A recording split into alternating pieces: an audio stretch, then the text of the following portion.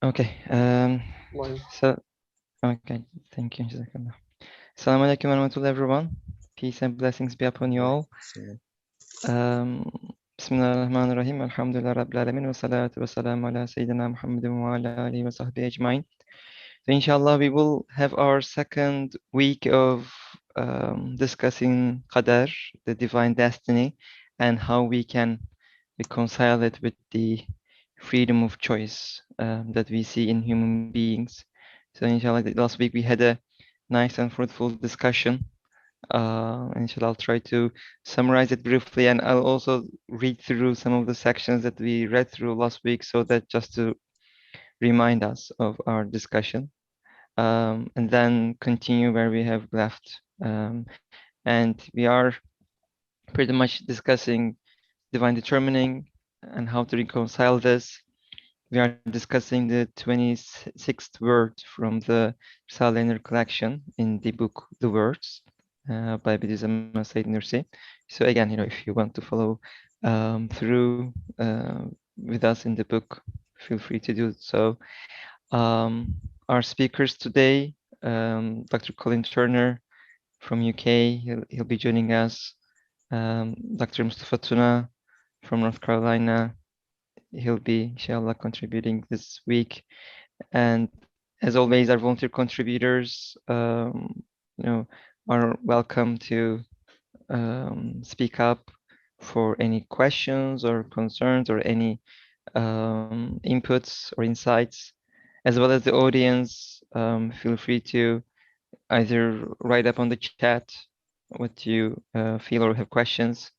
Last week was a nice interactive session in that perspective, in that regard. And inshallah, this week too can be another one like that. And I'm Mustafa Akbut. I'll be inshallah moderating this session today. Before I jump into reading through, just to remind us, we have discussed last week more about the qadar, the divine determining, and how we can reconcile this with the power of choice. But mostly we discussed like the applications and where we really need to, where these two concepts can be applicable.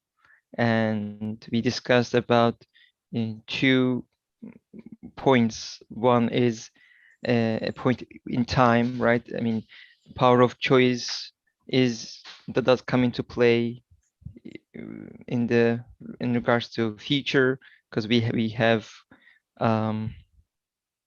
the freedom to choose, but for the matters of the past, we should consider the divine determining when and is applicable to humans when we come across certain calamities. For example, we can find consolation in qadar, but when we do something good, we do not really own that, and so in that matter again, things that are bad, we own them through our freedom of choice, but things that have happened that are good to us, it's by qadar, because our part in all that is just a very minute amounts, not a negligible amount actually. So from that point of view, we discussed these two concepts, where these can be applicable, and almost like the practice of these two concepts. And then towards the end, we entered the concept of evil and the creation of evil. Of course, we don't want to like really go too deep into that because it's a topic of itself. But I think and there are parts in this part of the Risale-i Nur regarding the how freedom of choice is, and how it is really, how do the people be responsible for their actions if there is a divine determining in place. So from that point of view, the question of creation of evil or the acquisition of cusp of evil came into play. We discussed in the last 10 minutes or so, but inshallah we will spend some more time today on that concept as well. So inshallah, I'll read through the part that we read through last week so that everybody's on the same page, and we can inshallah start with that back to in the creation of evil and acquisition of evil, those two concepts inshallah. So again, it's from the 26th word, the first topic. We will start from that. And inshallah I'll read through a few pages, so inshallah bear with me. Bismillah ar-Rahman ar-Rahim. Wa in min shay'in illa indana khaza'inuhu wa ma nunazziluhu illa biqadarin ma'lum wa kulla shay'in ahsaynahu fi imamin mubin. In the name of God, the merciful, the compassionate, and there is not a thing but his sources and treasures inexhaustible are with us, but we only send down thereof in due and ascertainable measures, qadarin ma'lum, ascertainable measures, and of all things have we taken account in a clear book, Imam Mubin, a clear book. These are the ayat from the Quran, the verses from the Quran that will go into the exegesis, the commentary of, inshallah, in the next few pages. The first topic, divine determining and human free will or freedom of choice are matters which are apprehended not by the clinical calculation of reason, but by the conscience, the heart, and the inner vision. They are neither theoretical matters nor objects of knowledge that can be acquired. They stand at the outer edge of the tenets of faith and of Islam, and in a sense can be described as the very pinnacle of belief and submission. That is to say, a believer attributes everything to Almighty God, even his actions and self, till finally the power of choice confronts him. So he cannot evade his obligation and responsibility. It tells him, you are responsible and under obligation. Then, so that he does not become proud at his good deeds and his achievements, divine determining confronts him, saying, know your limits. The one who does them is not you. Yes, divine determining and the power of choice are at the final degrees of belief and Islam. The former, the qadar, divine determining, the former has been included among the matters of belief to save the soul from pride, and the latter, the power of choice, to make it admit to its responsibility. Obdurate, evil commanding souls clinging to divine determining in order to clear themselves of the responsibility of the evils they have committed, and they are becoming proud and conceited on account of the virtues bestowed on them, and they are relying on the power of choice, are actions totally opposed to the mystery of the divine determining and wisdom of the power of choice. They are not matters pertaining to knowledge which might give rise to such actions. For ordinary people who have not progressed spiritually, there may be occasions when divine determining is used, and these are calamities and disasters when it is the remedy for despair and grief. But it should not be used to justify rebellion and in matters of the future, so that it becomes a cause of dissipation and idleness. That is to say, divine determining has not been included among the matters of belief to relieve people from their obligations and responsibility, but to save them from pride and conceit. While the power of choice has been included in order to be the source of evils, not to be the source of virtues, so that people become like the Pharaoh. Yes, as the Quran states, man is totally responsible. Human beings are totally responsible for his evils, for it is he who wants the evils. Since evils are destructive, man may perpetuate much destruction with a single evil act, like burning down a house with one match, and he becomes deserving of an awesome punishment. However, he does not have the right to take pride in good deeds. Baikar Abi, if you can mute, we can. However, he does not have the right to take pride in good deeds. His part in them is extremely small. For what wants and requires the good deeds is divine mercy, and what creates them is dominical power, the Kudret Rabbaniya. Both request and reply, reason and cause are from God. Man only comes to have them through supplication, belief, consciousness, and consent. As for evils, it is man's soul that wants them, either through capacity or through choice. Like in the white and beautiful light of the sun, some substances become black and putrefy, and the blackness is related to their capacity. However, it is Almighty God who creates the evils through a divine law which comprises numerous benefits. That is to say, the cause and the request are from the soul, the nafs, so that it is the soul which is responsible, while it is Almighty God who creates the evils and brings them into existence. And since they have other results and fruits which are good, they are good. It is for the above reason that the acquisition, kasb, of evil, that is the desire for evil, is evil. But the creation of evil is not evil. A lazy man who receives damage from rain may not say that the rain is not mercy, for it comprises many instances of good. Yes, together with a minor evil in its creation are numerous instances of good. To abandon that good for a minor evil becomes a greater evil. Therefore, a minor evil becomes like good. There is no evil or ugliness in divine creation. They rather pertain to his servant's wish and to his capacity.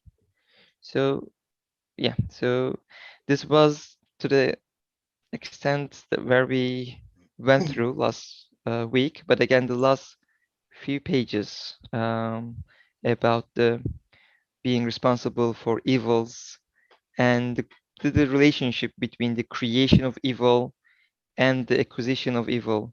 I think we only were able to spend maybe 10 minutes or so. So maybe inshallah we can start with that. But of course, before that, if there's any um, connection points that our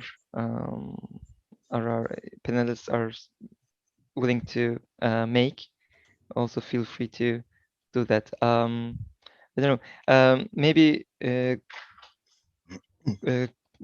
Colin, maybe we can start with you because you were here last week, so you can maybe connect last week's discussion to this somewhat, and then we can also go to Dr. Tun after you. Bismillah ar-Rahman ar-Rahim. I think that before we, get into the minutiae of the subject, I think we have to take exception to some of Ustad's phraseology here. Sure. Despite the fact that he says in at least 2 places in this passage that God creates evil, there's actually no such thing as the creation of evil, because evil is a lack. Evil is the absence of a thing. It's privation.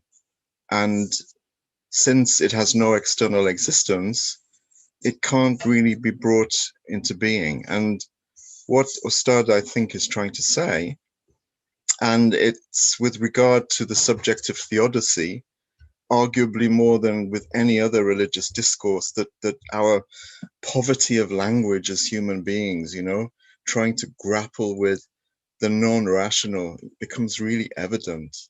What Ustad, I think, is trying to say is that the bringing into existence of the result of an evil intention is in itself not evil. And the fact that he himself ends the passage by saying, as you've just read, that there is no evil or ugliness in divine creation, and this is something that he says several times in the Risale, and he also describes evil several times as apparent. This should be enough to convince us that, these earlier linguistic infelicities, if you like, using the notion of creation of evil, these were simply the result of an attempt to express an extremely complex theological subject in terms that would be comprehensible to as wide and intellectually varied an audience as possible. So what is created when evil takes place? Actually, nothing is created, but as a result of the evil intention, there are repercussions. And whatever is created as part of those repercussions is actually not evil. It's the intention which renders it evil. So human beings desire evil, and God, for his part, creates the outcome of that desire. But as Ustad says, the outcome of that desire, since it's created by God, is good, even though we may receive punishment as a result of that desire. Yeah, that's a great point indeed. And I think Harun Abi wrote on the chat maybe another point to explain this further, saying that I think here is the evil is not an absolute evil, but an average evil which has goodness in it too, or maybe we can call it a perceived evil. But yeah, I mean, maybe yeah. The problem with saying Even the apparent, term evil is kind of yeah, complicated, I the guess. problem with, you know, reiterating time and time again, saying apparent evil, people take exception to that. You know, they take umbrage and they say, well, there is evil. Evil does exist. Well, yeah, evil does have a reality. It has an external reality. You know, we experience it. Sometimes we actually facilitate it. We commit it. We perpetuate it. But it doesn't have an external existence. And therefore, we can't say that anything that Allah creates is evil. There are no names which, you know, align with the notion that evil can be created. Yeah. And probably humans being responsible for evil is probably a further Absolutely, further absolutely, sign to that. because we can't create anything. You know, whether it's good or apparently evil, we can't create anything. And you know, the Ustad has established this in his discourse on Tabiat. You know, everything that exists in creation is good, and all that is good is created by God. And we achieve the good not through creating it, but through belief and supplication, as he says, you know, both active and verbal. So good is the default setting in the creation. We can't do good. We can only choose not to do bad. And as far as Ustad is concerned, actually, human beings can't do bad either, but they can desire it. So if the human soul inclines far enough towards evil, God will, if he so wills, if he so decrees, will create the outcome of that desire. And there's an English saying, man proposes, God disposes. You know, in other words, man desires evil and God creates the determined outcome of that desire. I've spoken far too much, and I would be very happy now to give the floor over to the rest of the hour to Mustafa, because I'm very interested in what he has to say about this. Sure, yeah. Assalamu alaikum. Salam. Yeah, I'm happy to be listening. Bismillahirrahmanirrahim. Yeah, what you were saying reminded me of this famous poem, and all Turks in the audience will know this, Ibrahim Hakkı's Tafvizname, which keeps repeating this line, Mevla görelim neyler neylerse güzel eyler. So let's see our patron or Lord God, you know, what he does, and whatever he does, he does, whatever he does is beautiful, right?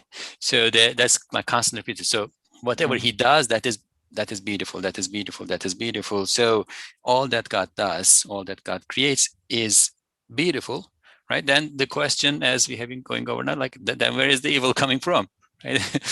Because there is nothing that is created by somebody else, right? Then where is the evil coming from? Now, there have been, you know, various approaches to this. Of course, the Ash'ariya, the followers of the Ash'ari school of thought, say that you know, the concepts of good and evil do not apply to God. Right? Whatever God says is evil, and whatever God says is good is good. This is not a matter that we can judge and decide intellectually.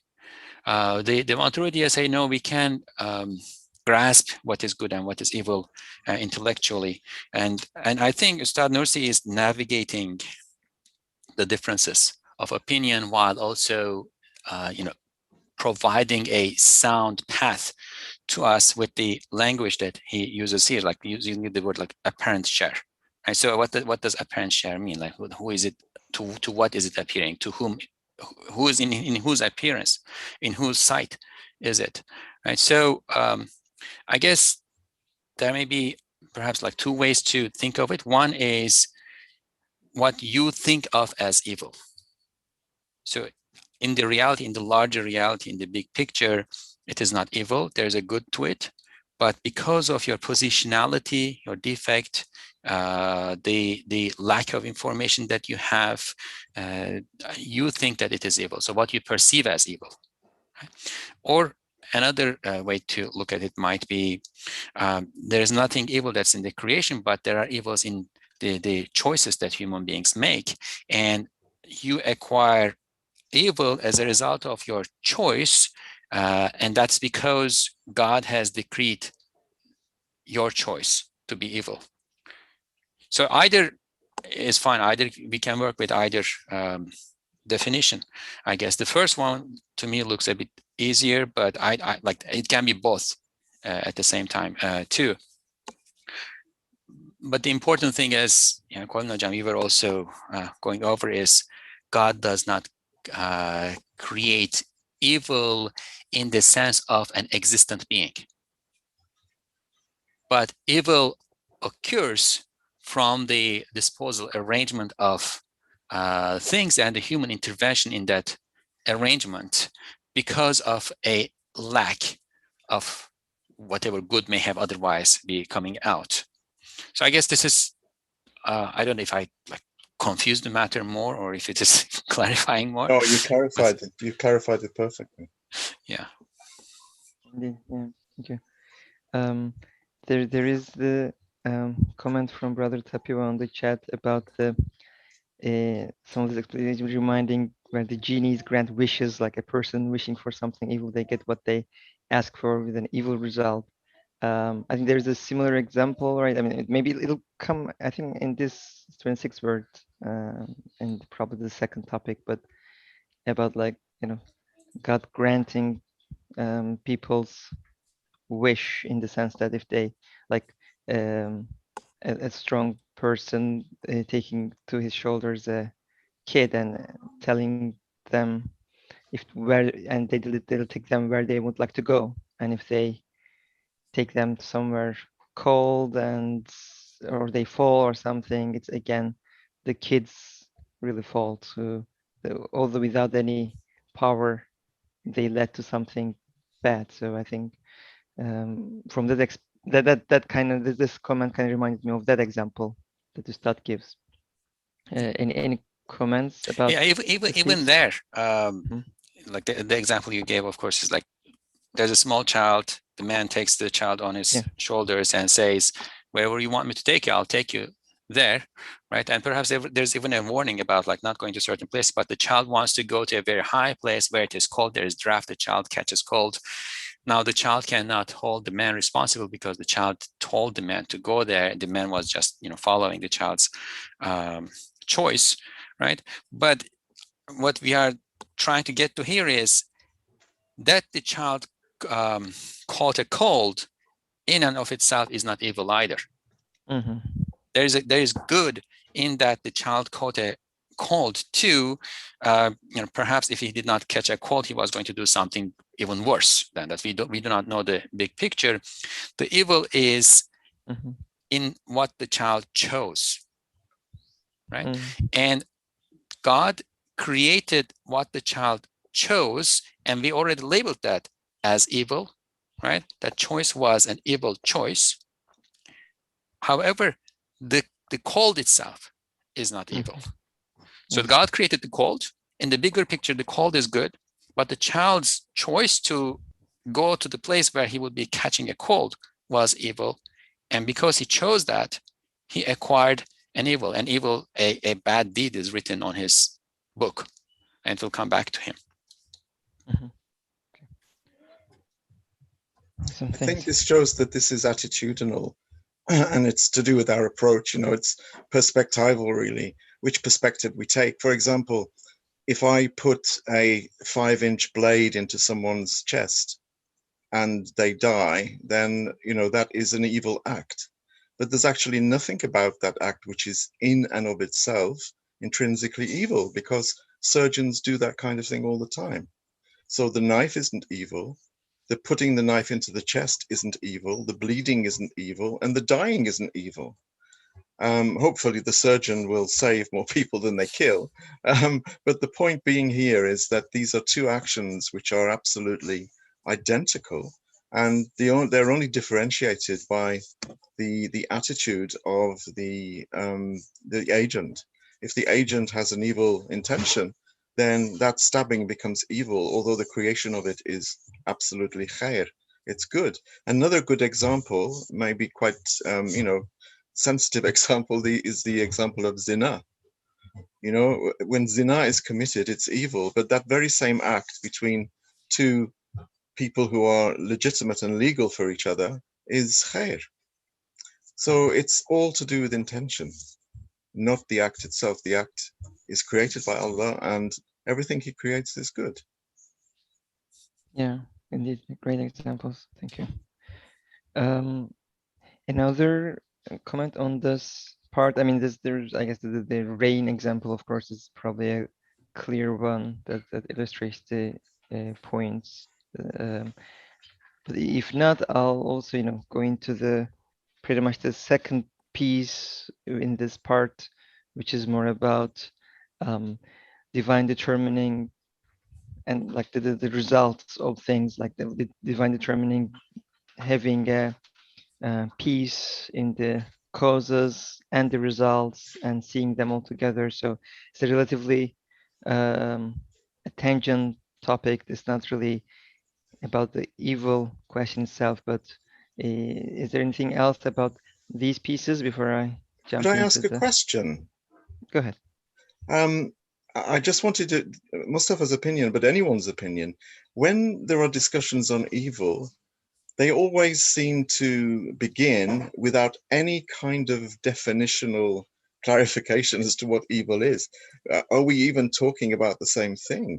A lot of people discuss evil and it's kind of assumed as though evil is a brute fact. And then people go on to talk about, natural evil, like a volcano is supposed to be naturally evil because, it's not the result of human agency. But there is no such notion in our tradition of natural evil. So I'm just wondering, why is it that we don't lay out? I'm not talking about us here as a group, but generally when there are, anything to do with theodicy, any kind of discussion or debate, there's never, to my understanding, laying the cards on the table at the beginning as to what evil actually is. And I'm wondering why that is. So Fabi? I don't know. Nah, come on, that's not, you don't get away with it that easily. You can hazard a guess. Is it a brute fact? Is evil a brute fact? I don't think it is, because there are, differences of opinion as to what evil is. I mean, I guess we are, or most of us, like those of us who have gone through universal public education and the implications of that in our lives, what we are hearing from the media, the overall discourse that surrounds our lives is very much in line or following on the utilitarian thought tradition of the 19th century, where what causes pain to the human being is considered to be evil or harm. And of course, that's very problematic, but it seems to have permeated social discourse and then our individual understandings of the subjects. As I said, and I'm not an expert on this, but this was discussed, right, among our theologians, and some said that it is simply not something that would apply to God. There's no such thing as evil when we are talking about God. God is, does whatever He wants, and there is no moral implication in that. And some said, well, there is a way to grasp what evil is intellectually, right? And then when it comes to the definition of that, what they are saying is not, there is evil out there in external reality, and if God does it, that's evil. But rather what they are saying is what God ordains as evil is possible to grasp intellectually, and what God ordains is not only what He ordains in the revealed book in the Quran or other books, but rather what He reveals or ordains in the creation. There is an order that is built into the creation. And in this order, the Ustad talks about as nizam, right? In this greater order, there are things that lead to, apparently in appearance, that lead to harm, and the intellect can grasp that because the intellect is created to reflect and grasp what's happening in that greater order. I don't know what happens beyond this. Like, I don't know what they consider to be the definition of evil in that order itself, right? In the larger order, when you look at the larger order, there is no evil because it is the bigger picture and it doesn't happen there. But in instances of the unfolding of the order in as we live, right? They would say we can grasp it intellectually. But I think what you are asking relates more to this utilitarian notion of, right, pain equated with evil. And, philosophically speaking, of course, it's very easy to, undermine because, there are certain kinds of pains that actually lead to do good, right? Like I don't like drinking this particular medicine, but, when I drink that, cup of whatever it is, although it's bitter and gives me pain, it heals me from something that would otherwise be giving me, much bigger pain and create much bigger problems. Of course, it's not that simple. They did think of this thoroughly too. But I think the main problem there is dissociating or attempting to dissociate the notion of, or the institutions of morality from a higher entity and trying to come up with a definition that can be operationalized in the world without appeal to that higher entity. Yeah, it's interesting. I think what do you think? I don't think we've got time to go into the whole notion. You were talking about divine command theory, I think, and the fact that whatever God does is good, which is true, but also there is goodness in creation, I believe, because it is an overspill from God's goodness. So there is a third way, the whole voluntarism issue does have a third route. And Ibn Taymiyyah takes that route, and I think Ustad takes it as well, but I don't think now this is the we don't have the time now to go into this. But I think that utilitarianism ontologically, it puts evil on very, very shaky ground, because intrinsically, what is evil about an earthquake, for example? Is there anything inherently evil about the earth shaking and buildings falling? God creates these phenomena, and if in an earthquake no one dies, it's still an earthquake. And if in an earthquake 50,000 people die, it's still an earthquake. So where is the evil there? The evil is in perception. It's our perception. As you say, it goes back to the whole utilitarian ethos of whatever harms us is evil. But again, as you very cogently pointed out, some harms are good. We need some harms. If we don't have pain, we may not be able to, stymie problems further down the line. So it's a muddy, the waters are muddy, I think, here definitionally. Yeah, and Harun Abi noted on in his comment on the chat saying that the basis and leaven of all ugliness, such as misguidance, evil, calamities, and sins, is non-existence and denial. So I guess on the it's privation. Evil is privation. It's lack. So he's hit it. He's put it in quotes. So is this from Ustad or is it from Harun? From Ustad Harun. He can unmute. Flashes, right? Okay, flashes. Okay. Awesome. Great. So yeah, this is a great discussion, and I think we should definitely leave more time to it. But yeah, in coming back to the topic of qadar, and the freedom of choice, maybe we can go through the rest of this first topic, because there are bits of information here as well, I think are important to grasp in order to complete the topic of divine determining and its relation to human choice. So I'll inshallah read through this part and then we can come back and discuss some of this. And then there is definitely pieces that are related to evil itself, but you know, it is how people and free will is related to that, and how divine determining or divine knowledge of these happenings are actually how we can make sense of them. So This inshallah, is the second week, isn't it? We've got 2 more weeks after this of yes, inshallah. right? But there are Okay. other topics in the Yes, yeah, records. yeah. We still are not through first topic, and Okay. second topic is also quite heavy. So inshallah, yeah. So inshallah, if we can go through the first topic this week, yeah, it leaves us more time to discuss some of the deeper things on the second topic, which we will not probably cover in this entirety either. But yeah, there are quite deep things there too. So I'll read through this.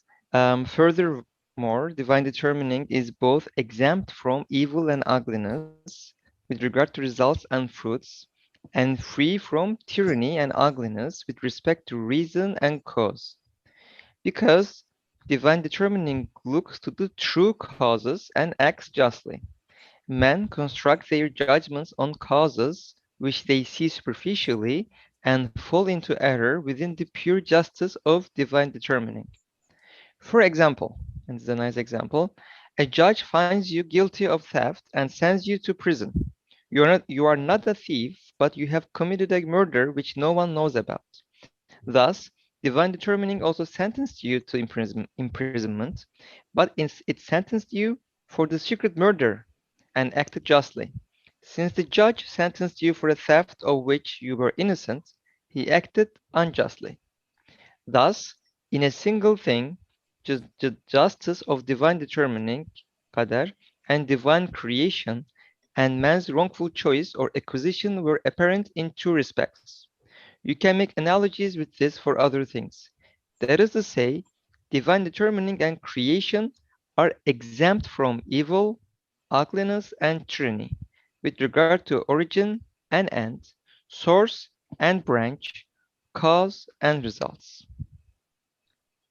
Okay, maybe we can take a pause here and discuss this just a little bit. Like again, it is connected to evil in the sense that what we see evil, like in this example, I guess, if we start with this, you know, the judge is doing something evil and is responsible for that evil as well.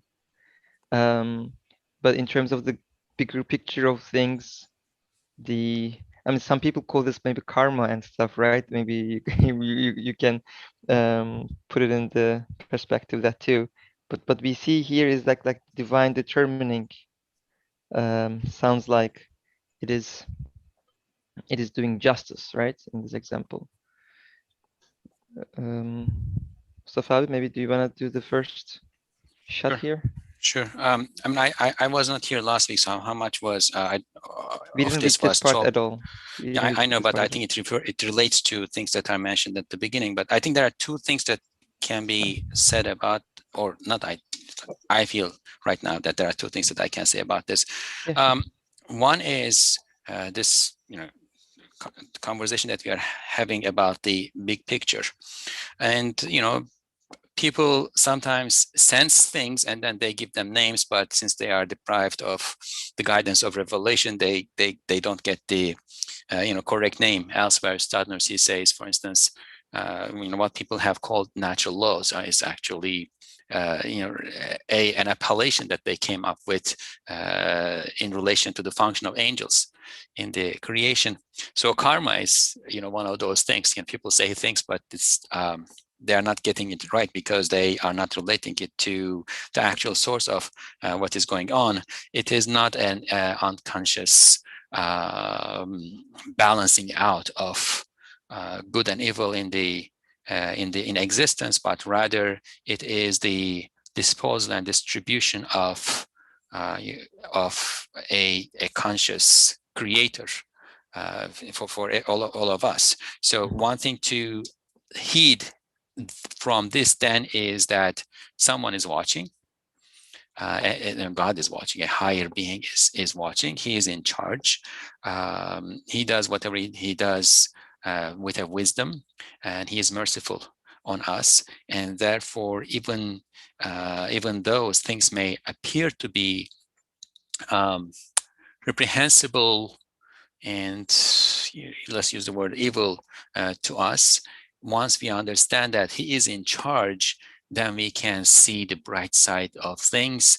And if we can put our trust in him, then we can live a much happier life. So there is this like pastoral aspect to this. And the other aspect that comes to my mind is, as was mentioned at the beginning, the concept of divine determination or divine decree is not simply a theoretical matter that we can prove or know, or etc., but rather it kind of like, if you were to think in terms of the hadith of Jibril, in which Gabriel alayhi salam comes to the Prophet sallallahu alaihi wasallam while he's among his companions and asks him about Islam, Iman, and Ihsan, right? So the point that religion goes to, because these three, make up the religion, the point that religion goes to when it is most mature is Ihsan, and that is that relates to the etiquette that we take before our Lord. So qadar comes at the end of the articles of faith, and it borderlines the ihsan part, the beautification or excellence part. It leads a believer into excellence, and the way it leads a believer into excellence is by showing him or her the correct etiquette that one needs to take before his Lord. So something bad happened to me, or what I perceive to be something bad happened to me, right? What is the etiquette that I'm going to follow here? How am I going to perceive it? Am I going to say, I didn't do anything wrong about this, this is completely unfair, etc.? Or will I say, well, that means I have done something wrong, and this is either a compensation or something worse was going to come to me, and this is taking it out of my way. So overall, I'll say there's a bigger picture. In the bigger picture, this must have a better meaning than what I perceive, and I'm going to start looking for that meaning. If I cannot find it, and more often than not, I will not be able to find it, I will still know that I'm in the hands of a merciful Lord. And as long as I put my trust in him and I meet whatever comes to me, if it is good, with gratitude, and if it is bad, with patience, right? Or if it is something that requires my endurance, with endurance and patience, then I'm good, right? So there's this bigger picture, and it has all these implications. Yeah, Jazakallah. No, I mean, these were not specifically discussed last week, so it's great that you brought this up. And like connection to the hadith of Jibril is actually also something that's new, so that I didn't know about, but it makes definite sense. Thank you. Konabi, would you like to add anything to this concept of bigger picture? Yeah, I mean, the bigger picture is actually much more complex, I think, than we could ever begin to countenance. And, if we're walking along and we see someone is maybe beaten up by thugs or by robbers, and then, if we come to the conclusion, well, they must have deserved that, they must have done something bad in their lives. And, this very simplistic, karmaistic understanding of divine decree, you mentioned karma. We have to be very careful, Yes. that, to say, oh, he must have deserved it. Or if someone is put in prison for something that they didn't do, then we shouldn't straight away, whatever Ustad says, we shouldn't straight away come to the conclusion that he must have murdered someone earlier in his life.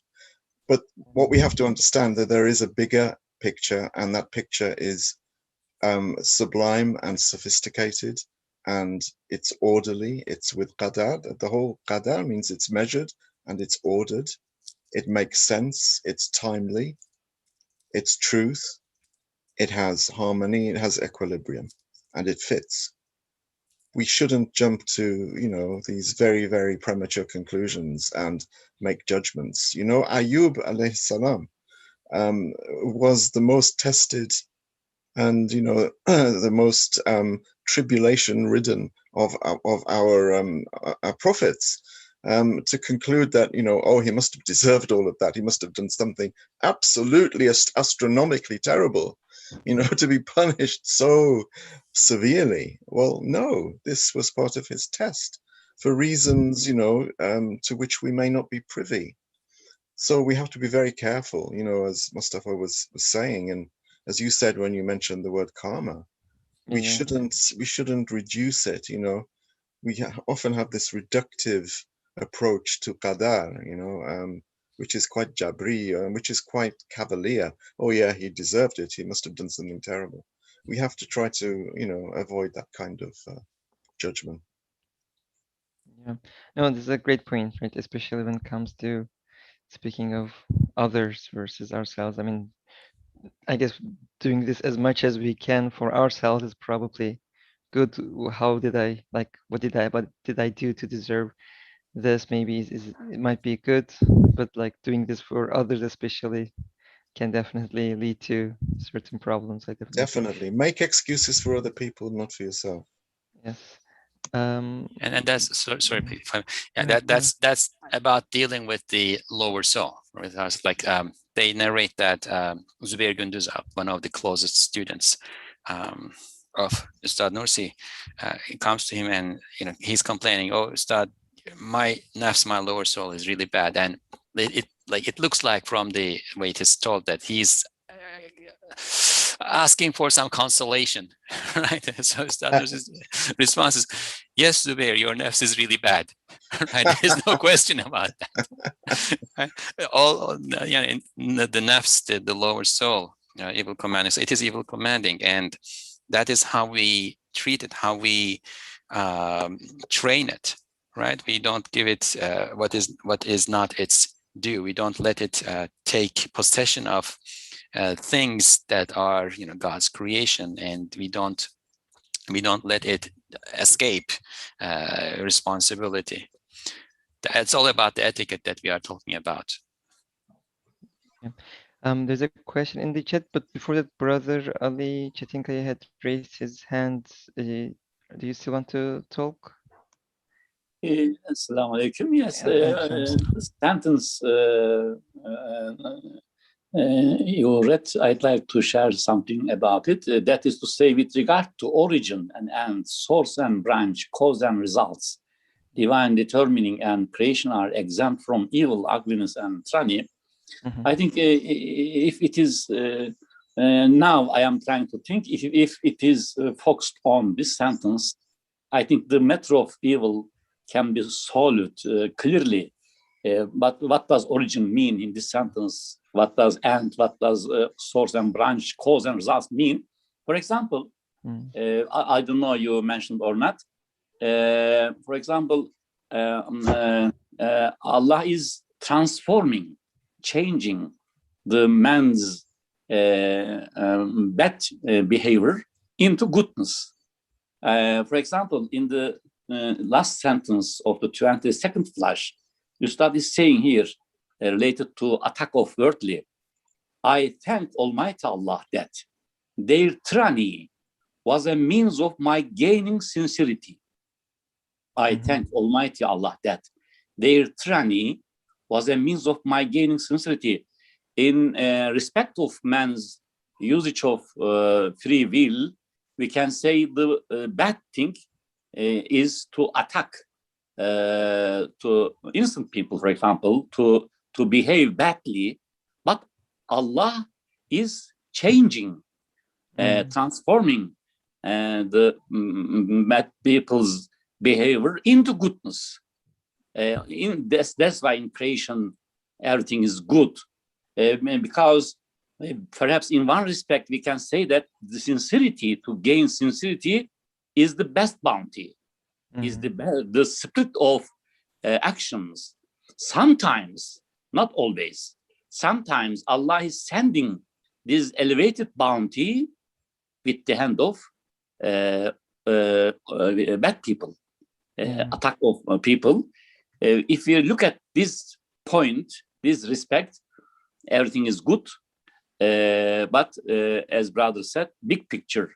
I think big picture indicates origin and source, branch, cause, and results. Yes. Thank you. Thank you. No, yeah, that concept of transformation, right, is definitely an important one. Like the qadar there actually is transforming whatever evil that is being committed or trying to be incited into a goodness. So qadar it becomes a tool to transform all these. It's sorry. great. Sorry. Yes, I think there's a name of Allah related to this transformation. Muhavil, or I didn't remember now. Perhaps brothers can remember. The last word of the ayah 56 of Isra, 56. The last word of it, tahwila. Allah is changing the problems, the things which seems to be bad into goodness. Ustad is saying in the in the beginning of 13th letter, worldly people did this. Almighty Allah changed it into this. 5 or 6 times I numbered. Ustad is using the verb of change. Yes, 5 or 6 times. They did do this, but Almighty Allah, all compassionate one, for example, I don't know the which name of Almighty Allah is mentioned there, and has changed. I think this is very important aspect. Yes. Great. Thank you. Jazakallah khair. Yeah, indeed, a very important point. I would like to connect this to a couple questions that came in the chat as well. I mean, one is about the maybe kind of too deep, or maybe it hasn't been defined on purpose in the text. Is that like Brother Hassan asks, like, how do we define divine determining qadar, like the definition of it? Of course, I think in the second topic there'll be some pieces of it, I guess, about its being in the nature of knowledge and things like that. But a connected question, I guess, comes from Brother Rich, is that we read earlier that these matters are at the outer edges of the tenets of faith. Are we trying to understand these matters too logically? Or what does outer edges of the tenets of faith mean? So do we also want to take these about, like, in the definition of qadar, or is it a straight definition of it, or like is it possible to understand this too logically, or are we trying to understanding it too logically? Any I think it's not so much the definition of qadar, because Ustad Nursi gives very, very good definitions, very clear, very concise, and very enlightening, about measurement, about everything coming out of a metaphorical mold, about the notebooks. He talks about the notebooks of divine knowledge and divine power, so which we will come to, I think. So all of these are, delineated really carefully by Ustad Nursi. What is difficult to understand is reconciling the juzi ikhtiyar, reconciling our ability to choose, our freedom to choose, with divine will, and also with what actually happens after we've chosen. Reconciling them, also reconciling, foreknowledge, divine foreknowledge, the misunderstandings that we have about the timelessness of the creator, and the fact that we have an atemporal creator with a temporal creation. All of these little things, you know, you suddenly think that, oh yeah, I get it. I get what qadar is. I understand. I've reconciled it with my freedom of choice. And then the next day you are, you know, completely perplexed again. And you say, no, I don't know it at all. You know, I think it was Aquinas when they said, yeah, they asked him about time. He said, if you don't ask me about time, I know what time is. It's when you ask me about time, I don't know what it is. And I think, I think it was Aquinas, I'm not sure, or Augustine. You know, it's the same, personally for me, it's the same with reconciling freedom of choice with divine will. It's a thorny subject. And I think that is why it stands at the very outer edges of faith. Oh yeah, that's a great point. So I guess to sum up, I guess it's more like not per se the definition, or like to understand what the dictionary meaning of these things are. It's more like that work of that practice of reconciling that is something that is less. I mean, it's more about practice, or more about it is the reconciling with the free will and the divine destiny. I don't think it's a Definitely. rational issue. I think it's a non-rational issue. That doesn't mean irrational, but it's definitely non-rational, because none of this is empirically provable or empirically demonstrable. So it is a little bit, you know, we're shooting in the dark, really. And maybe this comes across as, you know, being hyper-logical or trying to understand too much of something that we can't ultimately understand really at all. But what I always worry about is that, you know, if we have to resort to that old idea of, you know, okay, this is an issue of mystery. It's a mystery. There shouldn't be any mysteries really in our Aqidah. Yeah, that's a So good I think point. it's probably it's simpler, I think, than we probably understand. I think maybe we do hyper rationalize it. Yeah, that's a good point. Yeah. It's the way I guess what we discussed last week was like, it's the way we understand these isn't the same as we understand some other topics of faith, rather than they're not being understandable at all. Yeah. Brother Mustafa, do you wanna? Do you have there's any one thing insights about that? I Sure. wanted to add, in relation to that question about whether we are thinking too logically or over rationalizing. At times we might be, but as a principle, I think we need to grant that the intellect and the heart are not mutually exclusive. And one of the greatest contributions of Ustad Nursi to our understanding of theology and everything that relates to reality with a capital R, I think, is that he shows us how these two sources of knowledge, the intellect and the heart, are in agreement. And it is when we recognize that they are in agreement, then we can move on in our lives with a significantly more certitude about our faith and about our destiny. So the concept of qadar is at the outer edges of the articles of faith does not mean that it is illogical, right? It may be, as Kolin Hocam said, non-rational, but it is not irrational, and it is possible to understand it up to a point with using our intellects, using our rational capacity. And once we do that, then we can, once we put that aspect of the question behind us, then we can now face what is at the outer edges. And I try to get to it by mentioning the ihsan, the concept of ihsan, or the concept of etiquette, right?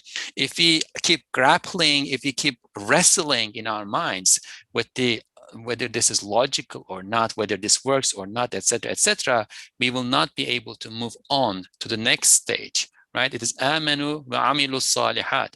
We believe and then we do good deeds. If we are stuck in the amanu part of this, right? If we have not sorted it out, rationally in our minds and said, okay, this is what it is, this is possible, now let's move on, right? If you are stuck in the amenu part, we will never be able to move on to the amilu salihat, doing good deeds part. And once we handle it logically, rationally, then we can now move on to the amilu salihat part, doing good deeds part. And that is about the etiquette that we assume before our Lord, and the guideline, the lighthouse, right? The lighthouse that shows us the way as we decide individual, cases as we move on in our lives, and sometimes we are like kind of confused, right? I handled this yesterday, and now today I'm still not able to suppress my lower soul, the evil commands of my lower soul, and wants to rebel against God and say, like, why did I have this? Why is that? Like asking that rebellious why question, right?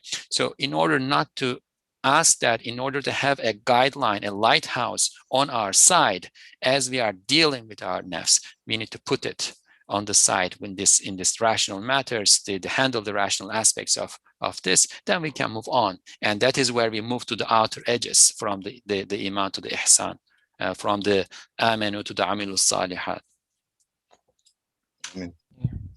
Thank you. There are chats, and Brother Rich says very helpful, thank you. And there we do have a couple raised hands, but I think we are out of time. I even couldn't really go through another piece that I wanted to go through about the why does God complain about the human being being rebellious against him, while human beings do not have that much of a power, which is an interesting question. Maybe next week we can go through this if time permits, and then of course jumping on to the second point. But I think we can probably stop here because we are already a few minutes over time. So how do you want to make like a final dua for us if there are not other comments, or maybe I will respond the same way that I have responded before. I'll leave that too, Kolin hocam. Oh, is it really? Okay, I didn't remember the last time. Okay. Subhanaka la ilma lana illa ma 'allamtana innaka antal alimul hakim. May we have the vision to see the creation at the very highest magnitude of your beautiful names and the very highest resolution of your beautiful attributes, inshallah. Thank you very much for your moderation. Yeah, thank you all. Thank you, Nabi Mustafa, for your comments, nice and to hear your others. voice, Kolin hocam. Assalamu And alaikum. you too, always nice to hear you. Assalamu alaikum. Thank you everyone for joining today.